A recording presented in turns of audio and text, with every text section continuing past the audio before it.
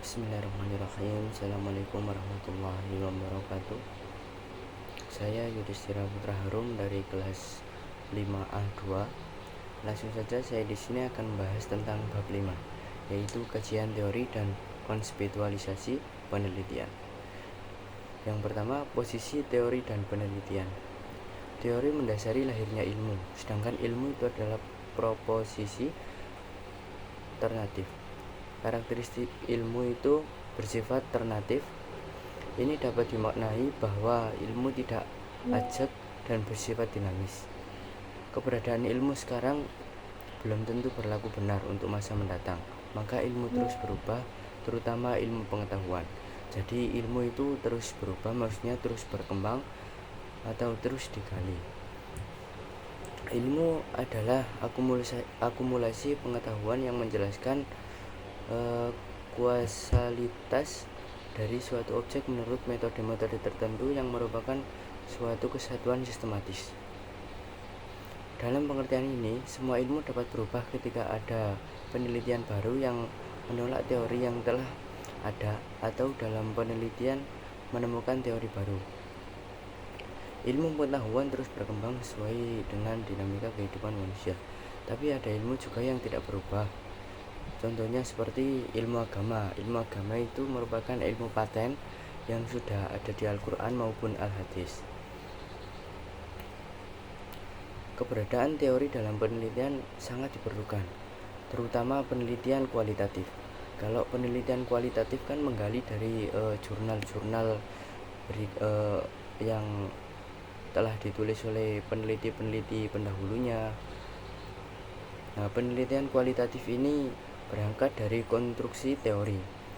Beda sama penelitian kuantitatif. Kalau penelitian kuantitatif kan lebih condong ke angka dan lebih condong ke angka tadi.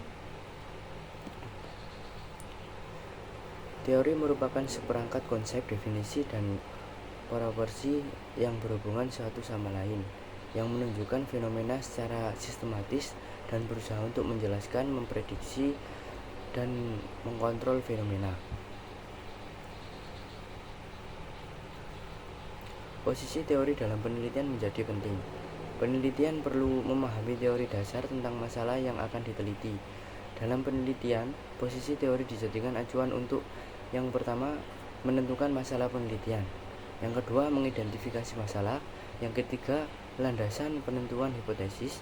Yang keempat, menentukan metode penelitian. Yang kelima, acuan dalam analisis data. Yang keenam, acuan untuk merumuskan proposisi. Dan yang terakhir adalah acuan kerja dalam penelitian. Jadi teori yang sudah ada dalam hasil penelitian yang telah terkonstruksi dan diakui kebenarannya secara mayoritas. Teori tidak ada yang permanen dan bersifat ajak, tapi teori adalah terus berkembang sesuai dengan dinamika keilmuan. Oleh karena itu, penelitian terus dilakukan untuk menyempurnakan teori tersebut. Yang kedua, yaitu kajian teori. Jadi, peneliti perlu mengetahui teknik literasi dan penulisan kajian teori dalam penelitian. Nah, literatur adalah sumber informasi tentang keilmuan yang dapat berupa buku, jurnal, makalah, dokumen, laporan penelitian, dan karya ilmiah sejenisnya. Penelitian perlu menelusuri dan menelaah literatur yang terkait dan relevan dengan masalah penelitian yang akan dilakukan. Nah, peneliti tidak hanya menelusuri literatur, tapi juga menelaah dan mensintetiskan pikiran para ahli tentang masalah yang akan diteliti. Jadi peneliti itu perlu membaca dengan kritis dan menganalisis pemikiran ahli yang kemudian mencerminkan konstruksi pemikiran peneliti tentang masalah penelitian. Nah, kebanyakan penelitian belum bisa mengkonstruk pemikirannya sendiri tentang konsep teoritis terkait masalah penelitiannya. Keberadaan teori masih sebatas tour of theory. Peneliti hanya menerapkan pemikiran orang lain dengan mengutip sebanyak-banyaknya dari karya orang lain. Jadi kreativitasnya itu kurang.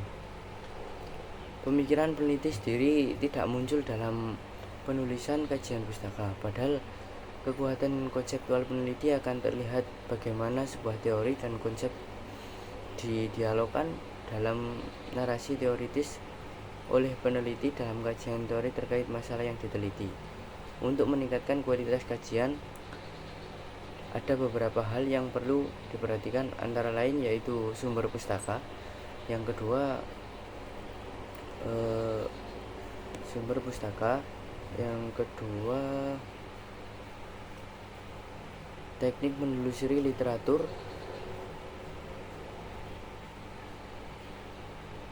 yang ketiga teknik menulis kajian teori. Nah, jadi yang pertama saya akan bahas yang pertama.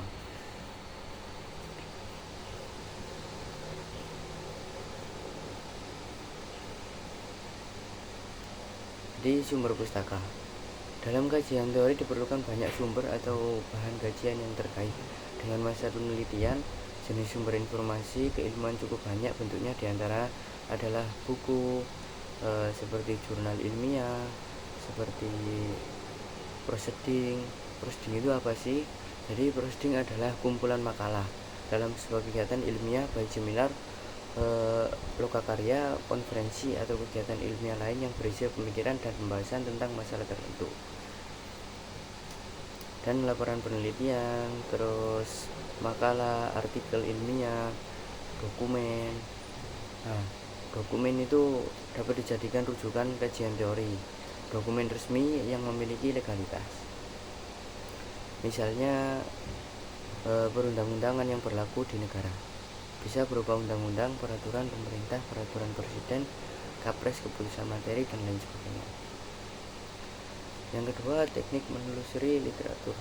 Para peneliti seringkali disibukkan dengan kegiatan mencari literatur untuk mendukung penelitian yang akan dilakukan. Bahkan sebagai peneliti harus merubah masalah penelitiannya karena tidak menemukan literatur yang relevan dengan masalah penelitian yang diangkat.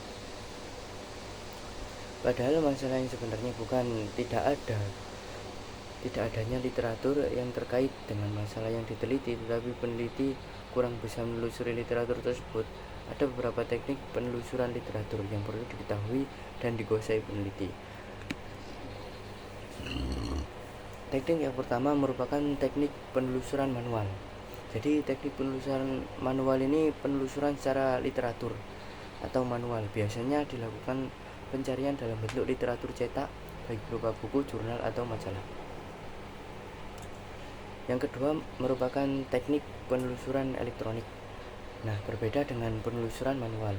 Teknik mencari literatur secara elektronik ini dapat dilakukan dengan menggunakan akses web dalam bentuk internet atau local area network yang saat ini banyak digunakan oleh perpustakaan yang memiliki jaringan dengan perpustakaan lain.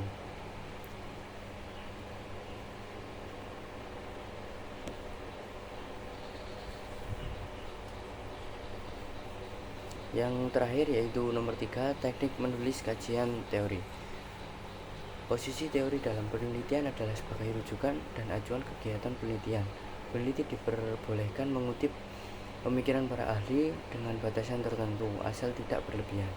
Sebab peneliti seharusnya memiliki konsep tersendiri tentang masalah yang akan diteliti, sehingga kerangka pikir dalam kajian teori merupakan konstruksi teoritis dari penelitian tentang masalah penelitian yang akan diteliti.